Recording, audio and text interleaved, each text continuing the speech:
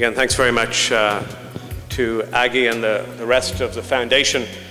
There's still a lot to be done with respect to the early detection, because I think we all believe that that's where a lot of the future lies and promise lies in pancreatic cancer. First question is, what disease stage are we hoping to detect?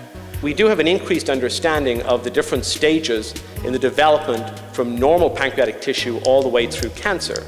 And the question is, do we have any blood markers or juice markers right now? And the short answer is, no, we don't. And perhaps in time, we'll have blood-based markers, and we'll be able to say to a patient, you know, not only do you not have an invasive cancer, but we think you have an early lesion that if we have surgery or some form of therapy now, would be able to manage. The second question, what thresholds of validity are needed for a marker targeted in a specific population? So the validity of a screening test is defined as the ability to distinguish between those who have a disease and those who do not. There's two terms. We talk about sensitivity and specificity, and these words are bandied around all the time. Sensitivity is the ability of a test to identify the individuals who truly have the disease. And the specificity of a test is the ability of a test to correctly identify individuals who do not have the disease. It doesn't matter what type of test it is, whether it's an endoscopic ultrasound or a blood test or a biopsy. So these terms are used. So the final question this morning is, well, what populations are we screening in?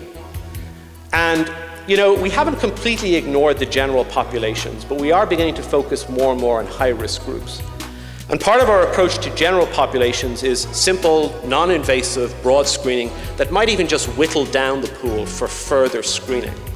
And so one of the approaches we've taken with this is in conjunction with David Wong, who presented here about 2 years ago, salivary diagnostics. So this is just another area of diagnostics, but the attractiveness of this is that it's a very non-invasive, simple approach. So it's not blood tests, and might be a very simple way of whittling down a large group of patients. Just finished up and talk about the high-risk groups. This is probably where we can make most progress with respect to the detection of pre-invasive cancer or invasive cancer, only because we know what these groups are, and this is where a lot of the work has been done. There's a list here on the left-hand side of groups including pancreatic cystic neoplasms and other genetic disorders. But I want to focus just for a minute or two on familial pancreatic cancer, which probably accounts for anywhere between 5 to 20% of all cases of pancreatic cancer.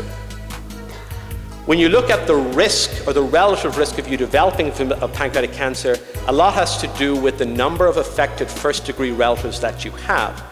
The more first-degree relatives you have, the greater the relative risk. The genetics has not been sorted out, so there's not a simple blood test that you can go and ask for saying, well, I have a strong family risk of this, can I have the blood test? It's not that simple just yet, but the most common mutation found in familial pancreatic cancer is the BRCA2 mutation. Thank you.